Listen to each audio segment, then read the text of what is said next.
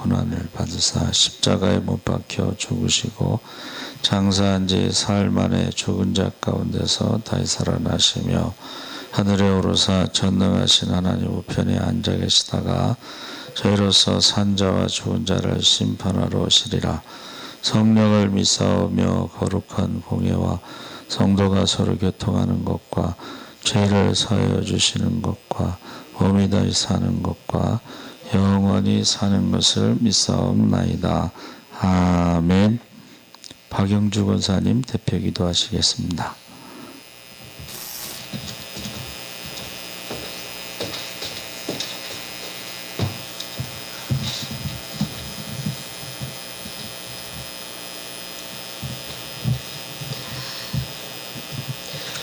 사랑하는 하나님 아버지, 은혜와 사랑에 감사합니다. 지금 우리는 말도 안 되는 세상에서 사는 듯합니다. 코로나 바이러스가 온 세계와 이 땅을 흔들고 있습니다. 세상 뉴스는 온 국민에게 공포만 갖게 합니다. 하나님 아버지, 우리가 감염 예방 수칙을 잘 지키며 조심해야 하지만 두려워 떨지 않게 하시고 오직 여호와 하나님만 두려워하게 하시옵소서. 하나님 아버지, 정치는 안정되게 정직한 정치가 되게 하시고 경제, 사회, 문화, 교육은 회복되어 평안케 하시고 국방은 든든히 서가게 하여 주시옵소서. 능력의 주님 도와주시옵소서. 일하여 주시옵소서. 모든 것을 역전시켜 주시옵소서. 너무나도 악하고 나쁜 법을 만들어 땅끝까지 복음 전할 이 땅을 사탄에게 넘겨주려고 하는 자들과 통일을 말하면서 북한 주민 인권을 무시하고 북한 정권에 노란하는 자들과 교회를 억압하고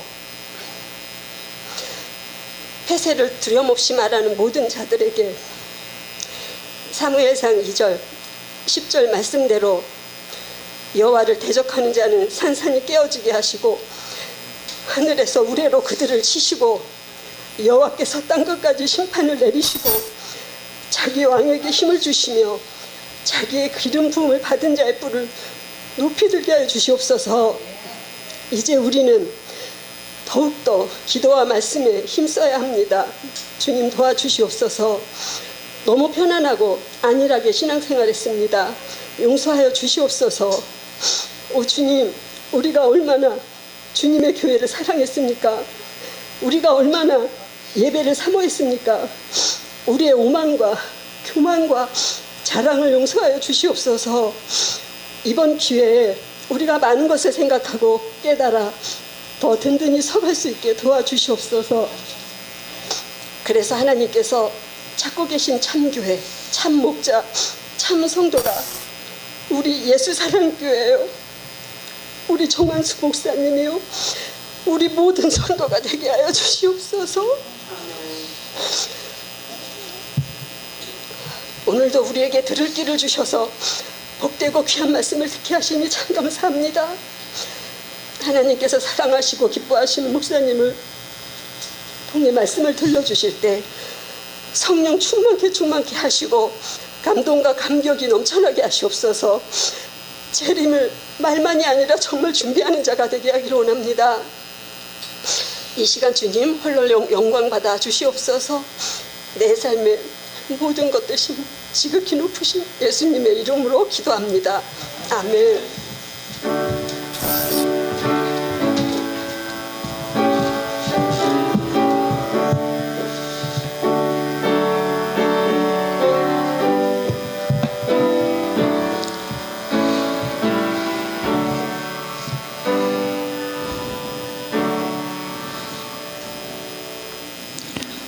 하나님 말씀은 요한복음 1장 6절에서 8절까지 말씀을 보겠습니다.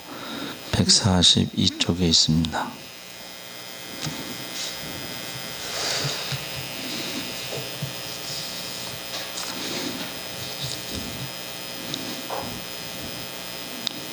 우리 다 같이 읽겠습니다. 하나님께로부터 보내심을 받은 사람이 있으니 그의 이름은 요한이라. 그가 증언하러 왔으니 곧 빛에 대하여 증언하고 모든 사람이 자기로 말미암아 믿게 하려 함이라. 그는 이 빛이 아니요 이 빛에 대하여 증언하러 온 자라. 아멘. 19절에서 28절까지 우리 한번 읽겠습니다. 유대인들이 예루살렘에서 제사장들과 레인들을 요한에게 보내어 네가 누구냐 물을 때에 요한의 증언이 이러하니라. 요한이 드러내어 말하고 숨기지 아니하니 드러내어 하는 말이 나는 그리스도가 아니라 한데 또 묻되 그러면 누구냐 내가 엘리야냐 이르되 나는 아니라. 또 묻되 내가 그 선지자냐 대답하되 아니라. 또 말하되 누구냐 우리를 보낸 이들에게 대답하게 하라. 너는 내게 대하여 무엇이라 하느냐. 이르되 나는 선지자 이사야의 말과 같이 주의 길을 곧게 하라고 광야에서 외치는 자의 소리로다 아니라. 그들은 바리새인들이 보낸 자라. 또 물어 이르되 내가 만일 그리스도도 아니요 엘리야도 아니요 그 선지자도 아닐진데 어찌하여 세례를 베푸느냐. 요한이 대답하되 나는 물로 세례를 베풀거니와 너희 가운데 너희가 알지 못하는 한 사람이 섰으니 곧 내 뒤에 오시는 그이라. 나는 그의 신발끈을 풀기도 감당하지 못하겠노라 하더라. 이 일은 요한이 세례를 베풀던 곳 요단강 건너편 베단에 일어난 일이라. 아멘. 할렐루야. 잘 오셨습니다. 감사합니다. 원래 말씀의 제목이 하나님께서 보내신 사람.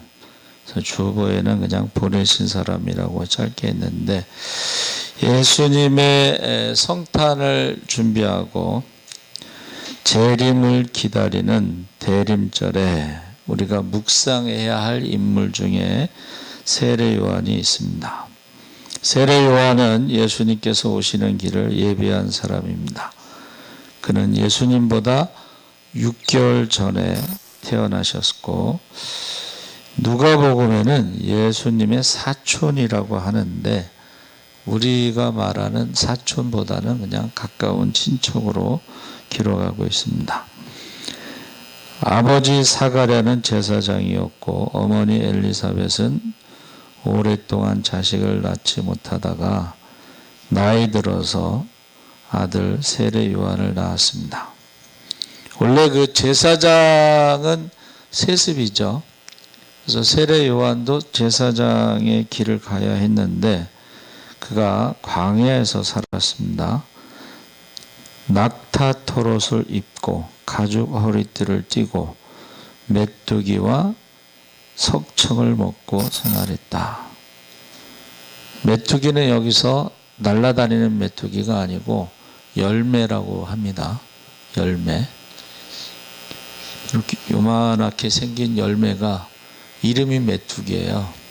그 열매를 따먹은 거죠. 석청은 이제 꿀이죠. 그래서 어느 날 하나님의 말씀이 요한에게 임했는데 광야에서 이제 기도 생활을 했는데 말씀이 임했습니다. 회개하라 천국이 가까웠느니라. 그래서 요단강 근처 광야에서 사람들이 그에게 몰려들었고 메시지를 전했는데 그 메시지는 회개하라 천국이 가까웠다. 그리고 세례 요한이 한 일이요, 뭐 기적을 행하거나 뭐 병을 고치거나 뭐 이런 일을 한 적이 없어요. 회개하라 천국이 가까웠다 하면서 세례 준 일을 했습니다. 그런데 이게 400년 만에 나타난 선지자이기 때문에 그리고 그 400년 동안 말라기서부터 세례 요한까지 그 400년이라는 게 식민지 생활을 했잖아요. 정말 힘들 때 그 백성들을 위로하기 위해서 이제 하나님의 아들이 오시기 전에 세례 요한이 주의 길을 예비하는 자로 오셨습니다. 그래서 굉장히 많은 사람들이 몰려들었어요. 그 당시에 그리스와 로마의 식민 통치로 너무 극심한 고통을 당할 때에 이게 사는 것이 사는 게 아니라 그야말로 죽지 못해 사는 것이었습니다. 그때에 선지자가 나타난 거죠. 그래서 말라기 선지자는 뭐라 그랬어요? 메시아가 오기 전에 엘리야가 온다. 그래서 엘리야가 누굽니까? 했더니 예수님께서 엘리야가 세례 요한이다. 이렇게 말씀하셨죠. 그래서 지금 가장 정치적으로 경제적으로 힘들 때 세례 요한이 등장한 것입니다. 그 당시에 최고의 슈퍼스타 영웅이죠. 그리고 세례 요한을 아주 중요한 인물로 사복음서에 다 기록이 되어 있습니다. 하나님께로서 보내심을 받은 사람, 어두운 시대, 혼돈의 시대, 고통의 시대에 요한을 보내셨습니다. 이 삭막한 시대. 그래서 지금요,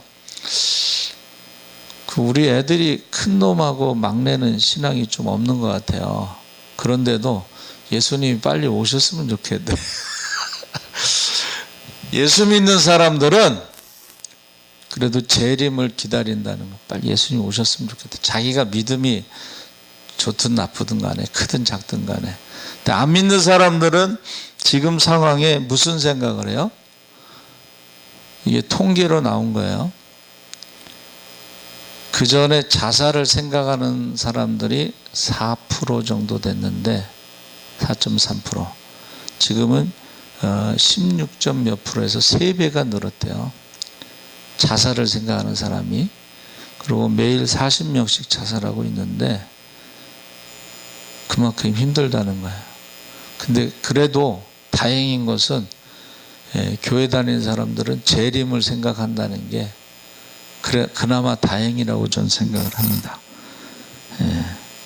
그래서 우리가 지금은요, 구원받을 만한 믿음이 있는가를 확인해야 돼요.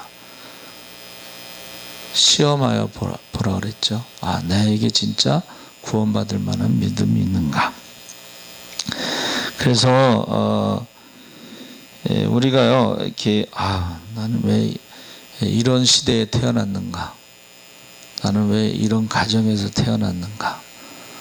나는 왜 이런 교회에 다니게 됐는가? 이렇게 생각할 수 있지만 하나님이 보내셨기 때문에 저와 여러분이 불광동에 온 것이고, 하나님이 보내셨기 때문에 남편과 결혼한 거고, 하나님이 보내셨기 때문에 그 가정에서 태어난 것이다. 그래서 이 하나님이 보내셨다고 하는 믿음이 없으면요, 이게 원망과 불평이, 만족함이 없어요. 항상 옆집 아저씨가 잘생기고 돈도 잘 벌고 매너도 좋고 능력도 있고 막 그렇잖아요. 항상 옆집 아저씨가. 근데 그 집에 가보세요. 제가 가끔 얘기하죠. 우리 전에 대학원 때 있었던 교회 부장님이요, 너무 사람이 좋아. 그러다가 점심 먹다가 제가 그 여집사님이 이렇게 밥을 퍼주길래 부장님 너무 좋죠 그랬더니 갑자기 바쁘다 말고 살아봐야 알아요. 얼마나 놀랐는지 몰라요. 그러니까 이게 우리가요, 밖에서 좋은 사람들이 있고 집에서 좋은 사람이 있는데, 그 부장님은 밖에서 좋은 사람이었나 봐. 집에서는 빗자루 한 번을 안 든다고 그러면서 막 소리를 질러가지고 얼마나 놀랐는지 몰라요. 살아봐야 알아요. 그러지 말고 하나님이 나를 이 가정에 보내셨다. 우리가 흔히 안 믿는 가정에 결혼하면 뭐라 그래요? 하나님이 이 집안에 나를 선교사로 보냈다. 보내심을 받았다고 하는 그 믿음이 있어야 돼. 그래서 실제로 안 믿는 가정에 가서 기도를 얼마나 했는지 나중에는 그 집안 전체가 예수 믿는 경우가 참 많습니다. 그래서 저와 여러분이 나를 하나님이 불광동에 보내신 것은 그냥 보낸 것이 아니고 불광동에 있는 영혼들을 책임지라고 보내셨다. 나를 이 가정에 보내신 것은 이 가정 천국을 만들라고 보내셨다. 가정천국, 교회천국이 이루어지려면 어떻게 해야 돼요? 섬기는 사람이 돼야 되고, 성경에 나오는 모든 직분은 섬기는 직분이에요. 그래서 예수님도 이 땅에 나는 섬김을 받으러 온 것이 아니고 섬기려 하고 나의 생명을, 목숨을 많은 사람의 대속물로 주려 함이라 그랬어요. 그러니까 예수님을 닮아가시기 바랍니다. 예수님이 계신 그곳이 천국인데 어떻게 해서 천국이 되느냐? 많은 사람을 위해서 섬기고 대속물로 자기 생명까지 아끼지 않고 주셨기 때문에 거기가 천국이 되는 거예요. 그래서 천국은 섬기는 사람들이 있고 지옥은 섬김을 받으려고만 하는 사람이 있다는 거예요. 섬김을 받으려고만 하면요, 그게 지옥이 되는 거예요. 가정도 그렇고 교회도 그렇고 섬김을 받으려는 사람들이 모여 있는 곳이 지옥이고 섬기는 사람들이 모여 있는 곳이 천국입니다. 그래서 하나님께서 왜 나를 이 집안에 보내셨을까? 하나님의 뜻과 계획과 목적이 있습니다. 교회에 보내신 뜻과 계획과 목적이 있습니다. 그래서 저와 여러분은 하나님이 보내신 뜻과 계획과 목적을 따라 그것을 정확하게 알아야 되는데 그것을 비전이라고 부르는 거예요. 비전. 하나님이 나를 보내신 목적, 그것을 비전이라고 부르는 거예요. 내가 주님을 찾아온 목적, 그건 비전이 아니에요. 가룟 유다는 주님을 찾아왔잖아요. 자기 목적을 따라. 자기 목적을 따라 찾아온 사람은 그건 비전이 아닙니다. 그건 욕심입니다. 예수를 죽이는 것입니다. 배반하는 것입니다. 그래서 저와 여러분이 이 마지막 때에 언제 주님이 오실지 모르지만은 나를 여기에 보내신 목적, 비전이 무엇인가? 약한 자를 섬기라고 보내셨기 때문에 내가 섬겨야 할 사람들을 찾고 그 사람들을 섬겨야 되는데 요즘에 이제 전도가 올 수도 됐어요. 대부분 교회는. 근데 저희는 이제 매일 전도하는데 전도가 뭐냐? 섬김이기 때문에 사람들이 힘들어 하잖아요. 물질도 힘들고 정신적으로도 힘들고 그 사람들한테 가서 여러분 그 사람들이 힘들다는 말을 들어주는 것도 이게 전도예요. 섬김이에요. 그래서 저희 집 사람이 누가 전화를 하는데 1시간 이상 하는 것 같아요. 계속 들어주더라고. 그러니까 내용이 이제 뭐냐면 빚을 내서 가게를 오픈했는데 이게 장사가 안 되니까 월세도 나가야 되고 빚낸 이자도 나가야 되고 그러면서 자기 스스로가 이 우울증이 오는 것 같다.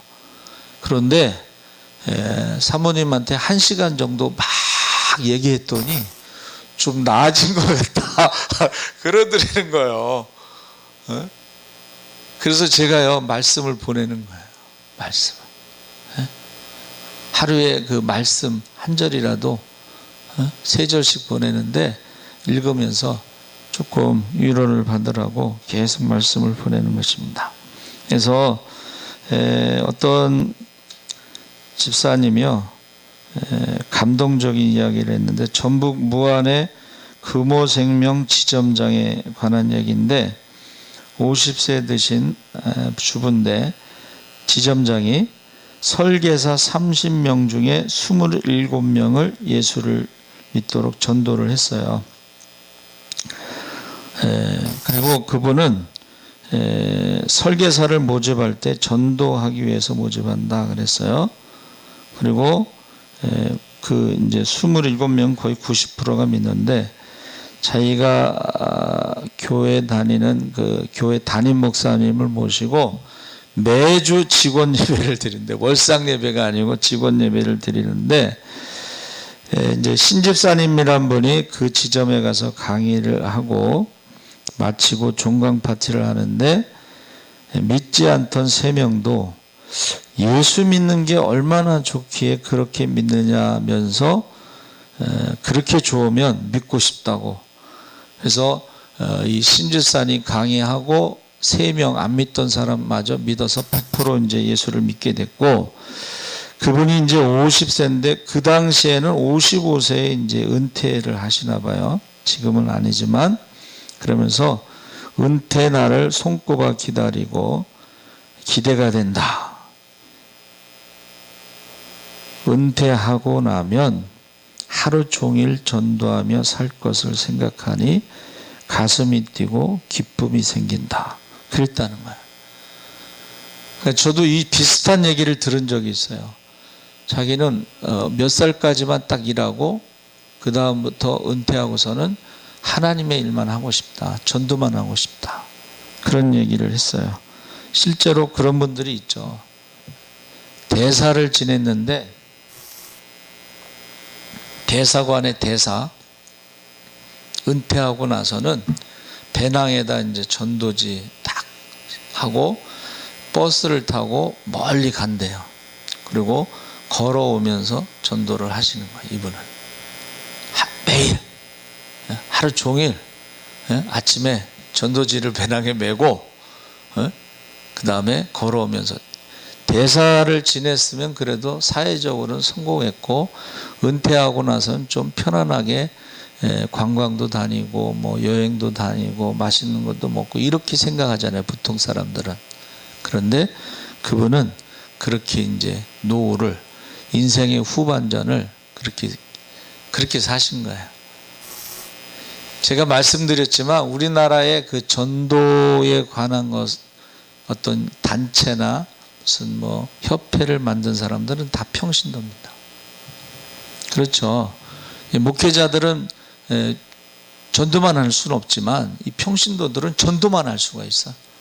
아침부터 저녁 때까지 그런 분들이 있어요. 우리나라에는 참 아주 독특한, 그래서 이 평신도들이 전도 단체를 만들어서 그렇게 매일, 제가 훈련받은 그 예수전도협회는 빨간 날 우리 공휴일이라고 그래서 어디 놀러 갈 거 세우고 주말 뭐 이렇게 했고 뭐 황금 연휴라고 막 그러잖아요. 근데 그 단체에서는요, 빨간 날 주님의 보혈의 날에 전도를 해야 된다. 다른 데는 놀러 갈 거 계획을 세우는데 거기는 주님의 보혈의 날이라고 그래요. 저 달력에 있는 빨간 날 공휴일은 뭐 주일은 말할 것도 없고 주님의 보혈의 날 전도를 하는 거예요. 그 사람들이 다 생업이 있어요. 그런데 그 사람들은 매일 정해진 시간에 정해진 장소에 가서 전도를 한다는 것입니다. 직장도 마찬가지예요. 여러분, 직장도 저와 여러분의 선교지라는 거예요. 하나님이 나를 왜 그곳에 보내셨느냐? 선교지로 보내셨다. 가정도 마찬가지고. 그래서 여러분, 미인대칭이라고 그랬잖아요. 내가 먼저 미소 짓고, 내가 먼저 인사하고, 내가 먼저 대화하고, 내가 먼저 칭찬하자. 그러니까 이게 우리가 미소 짓는 것도 전도의 시작이라는 거야. 요즘같이 힘든 세상에 웃는 사람을 좀 이상하게 생각할지 모르지만 사업하는 사람들은 정말 스트레스 많이 받아요. 우리 장로님이 중소기업을 하나 이제 인수해서 정권이 바뀔 때에 3,000개에서 5,000개의 중소기업을 정리한대요. 장로님 펭귄표 그거를 인수받으셨는데 1년 만에 머리가 하얘지더라고. 사업한다는 게 그만큼 스트레스 받는 거야. 근데 그 가운데 어떻게 해요? 웃는 사람이 있다. 제가 그래서 추모 예배에 이제 초대를 받아서 갔는데 그분이 얘기하는 거예요. 사장님이, 어떤 사장님이 자기 직원 중에 항상 아침에 출근하면 웃는 아이가 있다는 거야. 그래서 물어봤는데 교회를 다니는데 something happen이라는 말이 있어요. 뭔가 있기 때문에 웃지 아무 좋은 일이 없는데 어떻게 웃겠냐. 그래서 그 아이에게 관심을 갖고 있다가 어느 날 그 아이가 자기네 교회 부흥회 초대를 해서 자기가 갔다는 거야. 뭔가 있으니까 저렇게 웃는다는 거야. 뭔가 있으니까. 그래서 그 뭔가 있는 거를 알아보기 위해서 교회에 갔다. 이제 그런 얘기를 합니다. 그래서 우리가 광야에서요, 거기 아무것도 없어요. 그렇죠? 여러분, 광야는요, 아무것도 없어요. 예수님이 그 시험 받으신 시험산도 보면 그냥 돌산이에요, 돌산. 그런데 거기에 보니까는 요한에게 사람들이 군인서부터 세리서부터 바리새인, 사두개인, 뭐 정치, 종교 지도자들이 거기 세례 요한에게 왔다는 거예요. 그러면서 이제 사람들이 물어본 거예요. 너는 누구냐? 내가 누구인지 모르고 살아가는 사람이 많습니다. 내가 누구인지 정체성. 여러분, 내가 누구인지 모르면 어떻게 돼요? 내가 무엇을 해야 될지를 모른다는 거야. 내가 누구인지를 알아야지 내가 무엇을 해야 되는 것을 안다는 거죠. 그러면서 요한이 뭐라 그랬어요? 나는 그리스도가 아니라. 우리 한국에는 자기가 예수라는 사람이 뭐 한 70명 된다 그러는데 성경을 안 읽어본 사람들이에요. 아니, 세례 요한도 나는 그리스도가 아니라고 했는데 자기가 뭐 세례 요한보다 큰 자도 아니면서 자기가 재림 예수라고 하는 것들은 이단들이죠. 그러면 무엇이냐? 엘리야냐? 그랬더니 엘리야도 아니다. 그러면 선지자, 그 선지자냐 했더니 아니라. 대답이 점점 짧아져요. 대답이 짧아진다는 건 뭐예요? 분명하다는 거예요. 분명하다. 그래가지고 여기서 그 선지자는 모세를 말합니다. 그 선지자는 신명기 18장 15절에 나오는 모세와 같은 선지자를 하나님께서 보내시겠다. 해서 나는 그리스도가 아니고 나는 아니고 아니라. 그래서 수많은 사람들이 세례 요한에 대해서 질문할 때 마지막에 주의 길을 곱게 하라고 광야에서 외치는 자의 소리다. 소리라는 것은 뭐예요? 아무것도 아니란 뜻이에요. 그래서 가인과 아벨이 있죠? 그 아벨이라는 말이 숨이란 뜻이에요. 숨. 숨이라는 거예요. 이 소리라는 거예요. 그냥 쉽게 없어져 버리는. 아벨이 첫 번째 제사를 드리고 그냥 죽었잖아요. 그게 숨이라는 것이요, 바람이라는 것이 헛되다라는 의미도 있어요. 그러니까 아벨이 첫 번째 제사를 지내고 죽어서 헛되게 죽은 것 같지만 하나님이 그의 제사를 받으셨다고 하는 것이 성경에 남아있는 거예요. 한 번의 예배를 드려도 하나님이 받으시는 예배, 그게 뭐예요? 그의 삶이 하나님 앞에 정직했다 하는 것입니다. 그래서 소리다. 25절에 내가 만일 그리스도도 아니요 엘리야도 아니요 그 선지자도 아닐진데 어찌하여 세례를 주느냐 했더니 나는 물로 세례를 주지만 너희 가운데 너희가 알지 못하는 한 분이 있는데 내 뒤에 오시는 분이다. 나는 그분의 신발끈을 푸는 일조차도 감당하지 못할 사람이다. 자기 자신을 예수님의 메시아의 신발끈을 풀고 발을 씻기는 종의 자격도 없는 사람이다. 하나님의 아들과 메시아와 자기를 비교할 때 나는 종의 자격도 없다. 그렇게 자신을 소개하고 있습니다. 그래서 시편 84편 10절에 주의 궁정에서 한 날이 다른 곳에서 첫날보다 나은즉 악인의 장막의 거함보다 내 하나님 문지기로 있는 것이 좋사오니. 그래서 모든 직분은 섬김의 직분이에요.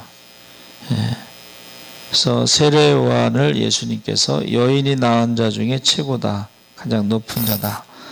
하나님께로부터 보냄받은 사람들에 대해서 우리가 요한에 대해서 말하는데, 여러분 그 피아노를 연주할 때 옆에서 악보를 넘겨주는 사람을 페이지 터너라고 해요. 페이지, 악보를 이렇게 넘겨주는, 페이지를 턴해주는 사람들. 근데 이 사람들은요 아주 중요한 역할을 하는데, 정확하게 타이밍을 맞춰서 악보를 넘겨줘야 돼. 예? 이거 조금 빨라도 안 되고 늦어도 안 되죠. 정확하게 타이밍을 맞춰야 되고, 연주자를 건드리거나 소리를 내서도 안 되고, 주인공을 위해 숨어 있어야 하는 존재로 화려한 옷을 입어도 안 되고, 가능한 한 무대에 없는 사람처럼 검은 옷을 입고 숨을 죽여야 한다 그랬어요.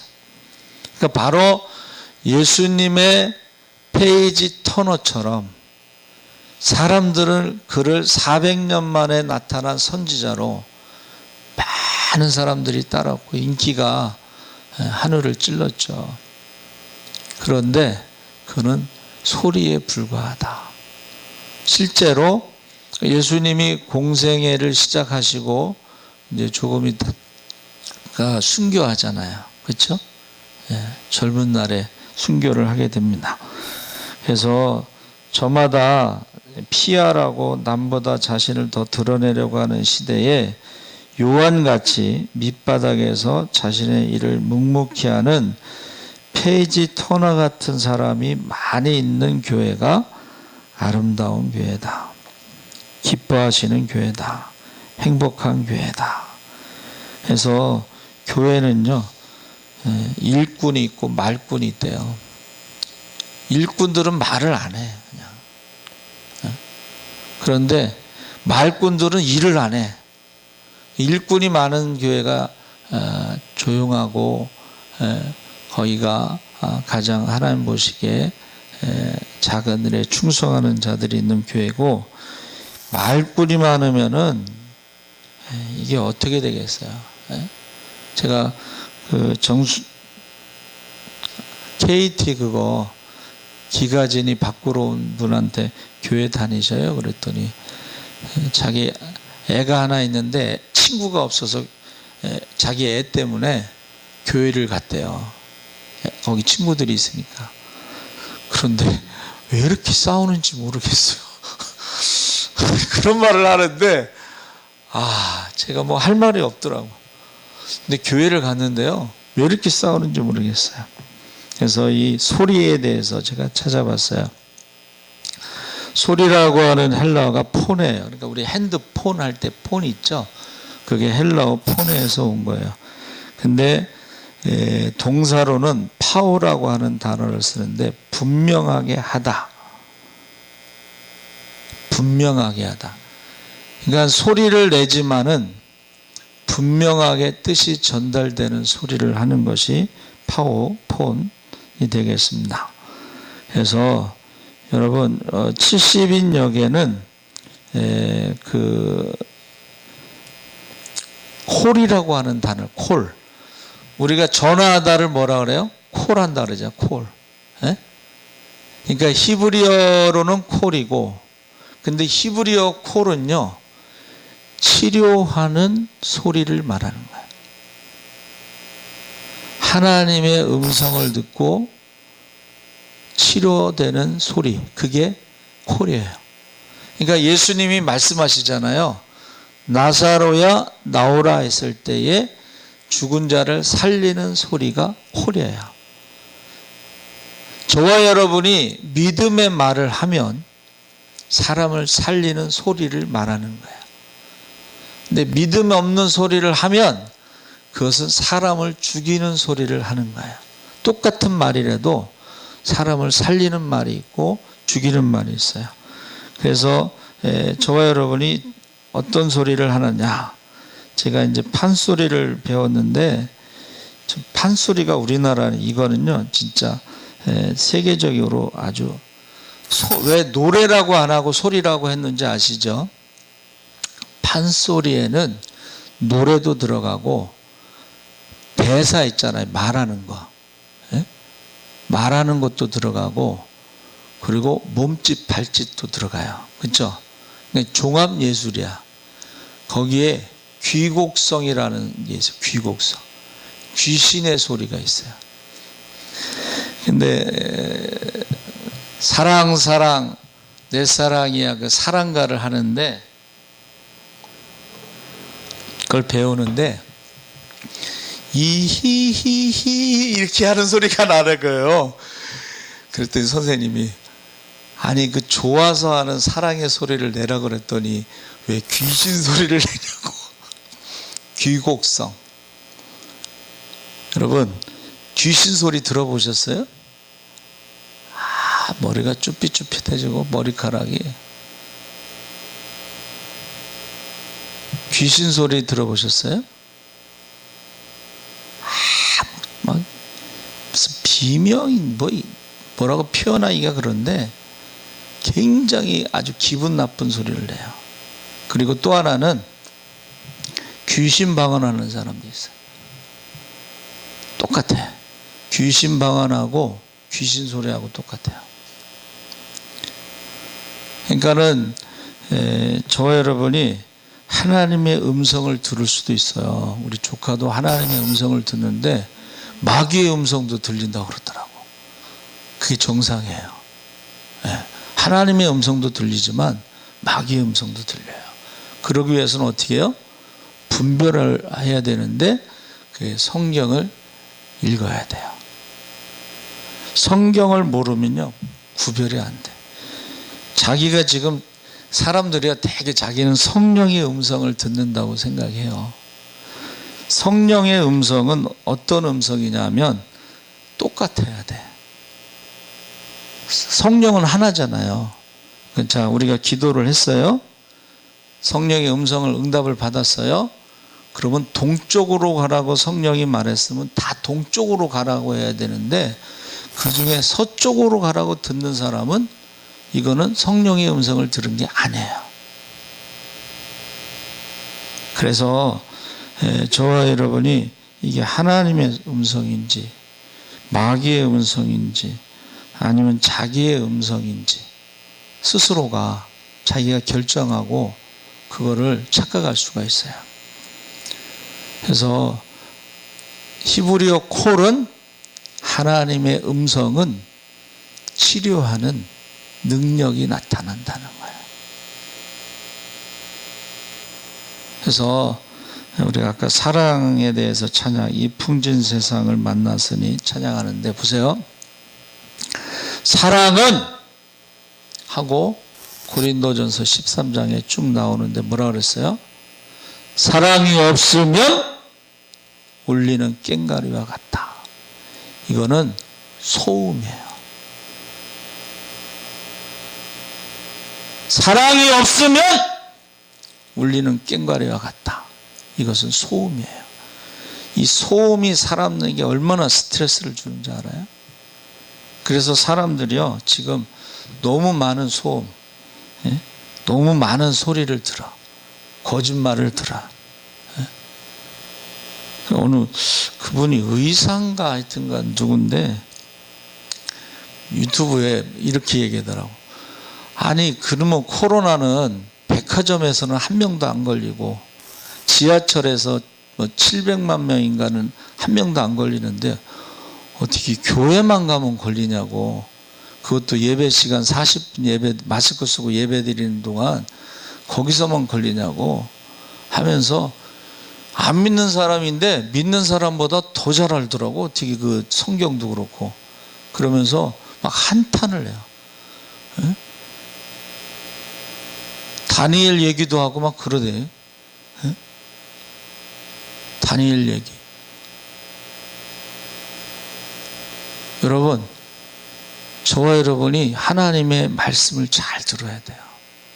그래서 양은 목자의 음성을 듣는데 이 잘못된 목자를 만나면, 싹군 목자를 만나면 어디로 가겠어요?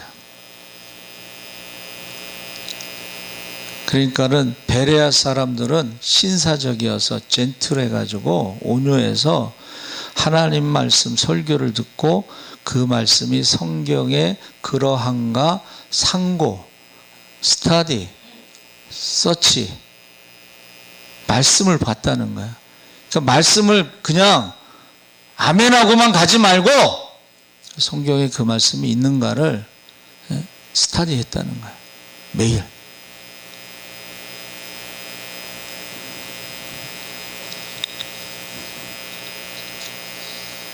신랑의 음성을 들을 때 신부는 복이 있는 사람이에요. 예수님이 다시 오실 때, 주님 다시 오실 때 저와 여러분의 이름을 불러주면은 그 사람은 복이 있는 사람. 어떻게 예수님이 우리의 이름을 부르실까 제가 생각을 해봤는데, 어떤 이제 집사님이 그 자녀들의 이름으로 헌금을 올려요. 새벽마다. 이제 자녀들이 예수를 잘 안 믿나 봐요. 그러면 이제 어떻게 해요? 자녀들의 이름으로 축복기도 하잖아요.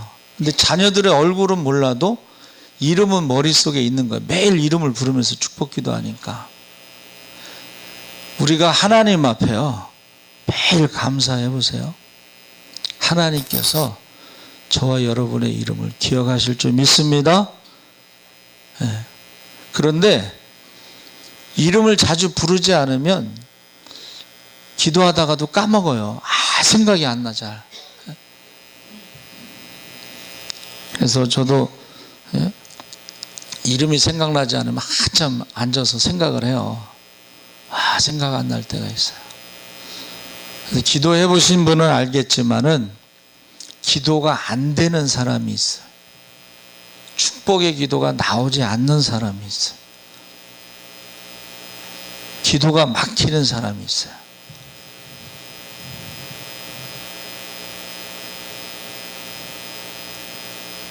여러분, 그래서 작은 교회가 좋은 이유가 뭐냐 그랬더니, 목사님이 자기 이름을 부르며 매일 새벽마다 기도하기 때문에 작은 교회가 좋다고 그랬어요. 누군가 널 위해서 기도하고 있기 때문에, 누군가 널 위해서 기도하고 있기 때문에, 그것을 소리가 많지만은 살리는 소리가 있고 죽이는 소리가 있어요. 귀신의 소리가 있고 성령의 소리가 있고 사람의 소리가 있습니다. 제가 기도를 해봤어요. 하나님 왜 저럴까요? 하나님이 저에게 음성을 주셨어요. 귀신이 역사하느니라. 하는 짓이 꼭 귀신이 하는 짓을 하고 말이 귀신의 말을 해. 그래서 제가 괴로운 거예요. 그래서 기도를 해봤어요. 하나님 왜 저럴까요? 귀신이 역사하느니라. 하나님의 응답을 받았어요. 그래서 내가 딱 보면 저기 귀신이 하는 짓을 하는구나. 귀신의 소리를 하고 있구나. 거기에 이제 화가 나거나 막 그러면 지는 거예요. 거기에 분노가 일어나면 지는 거예요. 여러분, 하나님의 음성을 들으시기 바랍니다. 하나님의 말씀, 성도의 믿음의 소리를 하시기 바랍니다. 믿음의 소리를 해야 돼요. 어떠한 상황이 있어도 믿음의 소리를 해야죠. 살아계신 하나님 아버지 감사합니다. 하나님이 보내신 사람 세례 요한은 광야에 외치는 자의 소리, 파수꾼의 소리였습니다. 잠시 있다가 사라지는 소리로 그가 그의 사명을 다했을 때, 나는 그리스도가 아니다.